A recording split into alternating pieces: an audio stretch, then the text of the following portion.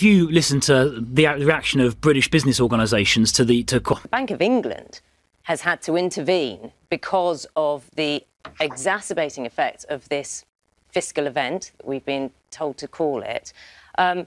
Surely the sooner something is published regarding that fiscal event, that's when the confidence will be lifted, wouldn't it? Yeah, of course, but it's got to be the right thing that you publish. Publishing, drafts, whether it's the draft production schedule for your morning programme or a draft budget. If that's a working draft, there's a balance to be struck between something that will move a lot, that might change, it's just facts, though, isn't it? Take into account all of the information available at the time. And as I say, things are moving. We're dealing with incredible challenges that are happening across the developed world. It all dates back to the 24th of February when Putin made his unwarranted aggression in Ukraine. That's had huge impacts on the energy market. This country has done a good job about coming forward and diversifying its energy supplies, but there's more to do. We're not there yet. And that has fed into inflation, obviously. And prices in August, as you are well aware, of course, Andrew Griffiths, 9.9% higher than they were 12 months ago. So rate of inflation, roughly 10%. Can I talk to you? And yesterday, the German rate of inflation was 11%. To be genuinely honest, I don't care about the German rate of inflation. I'm talking about the UK rate of inflation and how it affects us.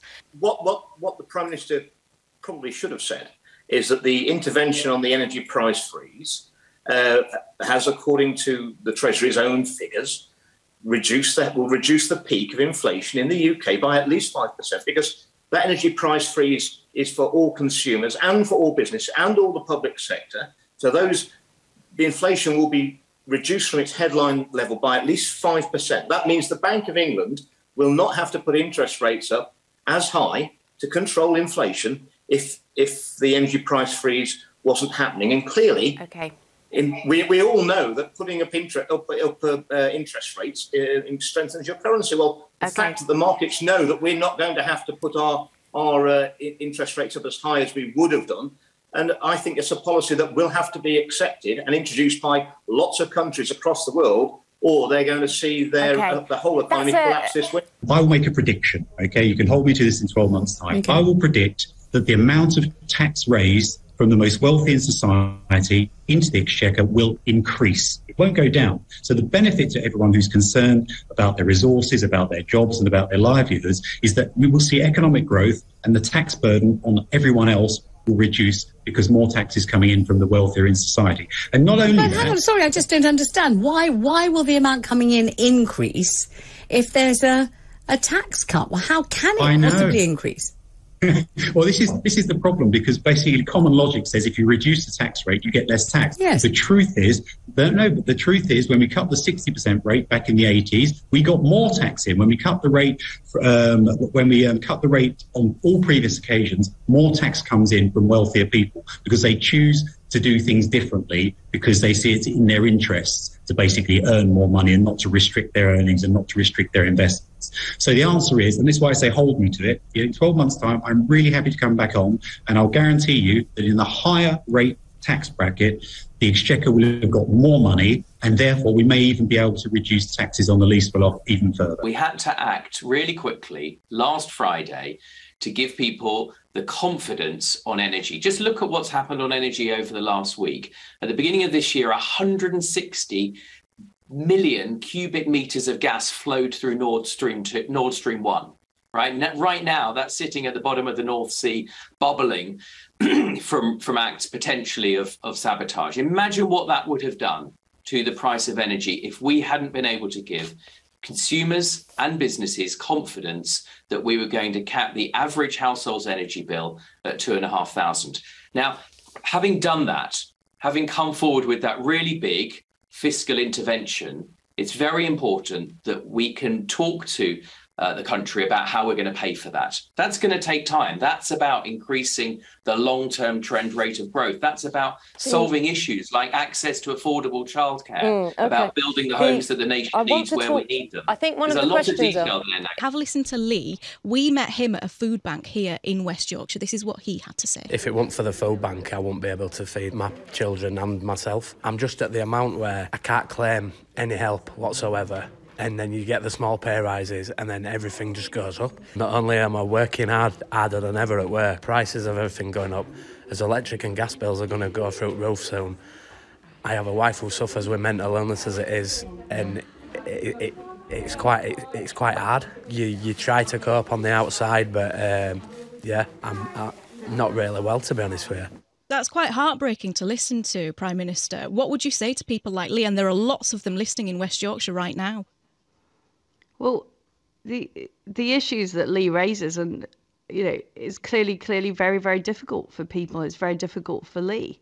But the issue he raises, like inflation, the package that we put forward on energy is going to reduce, or likely to reduce, inflation by up to 5%. The action we've taken on energy bills will mean that Lee and other people living in West Yorkshire aren't going to be facing energy bills of £6,000, which is what was forecast. Well, the markets globally were reacting very badly to the Federal Reserve Board's announcement when they said they were going to hike interest rates a lot. And we saw a big blizzard of bond selling ahead of the Chancellor's announcement. And then the world speculators in currencies who had been raiding the yen and the euro in past weeks turned more of their attention to the pound, and we saw them do a sharp sell-off in the pound, which then reversed very rapidly to some extent on the Monday morning. Markets will do what markets want to do, and these are not things that governments should seek to control. Governments need to follow counter-inflation policies that work, which they didn't do in the previous 2 or 3 years, and they need to follow policies that promote growth. My message today is that the government are right to see the main threat for the year ahead as recession, not inflation, because the good news is that all the forecasters say inflation will come down a lot next year, and the sooner the better. You've got the Bank of England stepping in now to try and clean up a mess a government has caused. That has never happened.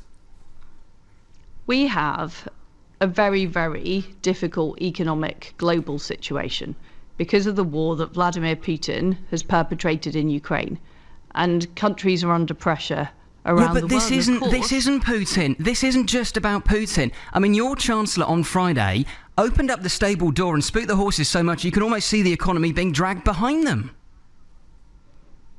This is about Putin and the war in Ukraine. That is why we are. So the Bank of England's intervention yesterday was the fault of Vladimir Putin, was it? How is it possible to be so gung-ho and so convinced that this mini-budget is going in the right direction, is doing the right thing, when the Bank of England has had to step in to rescue pensions to the value of £65 billion? And if the Bank of England hadn't stepped in, all hell would have broken loose. Pensions would have fallen through the floor. So how can it be the right thing and you be defending it in a very calm, I must admit, and very eloquent manner, when quite patently it set the world spinning on its axis in the most terrifying way?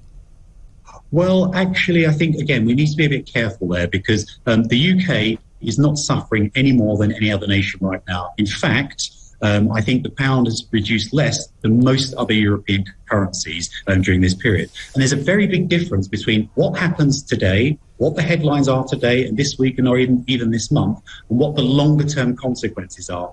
And it is worrying. I'm not denying it. I have constituents, I talk to them all the time. Of course it's worrying, but I suspect that in a few months' time we'll begin to see the differentials between the United Kingdom and other countries that are not taking these actions in terms of the economic growth and also in terms of the reducing tax burden on people. It's no good that people are earning sort of £15,000, £20,000 or paying vast amounts of tax. We need to reduce the tax at that lower level, and by reducing it at the higher level, getting the economic activity, getting more taxation into the coffers, we'll be able to continue to reduce it at that lower level, and that's what I want.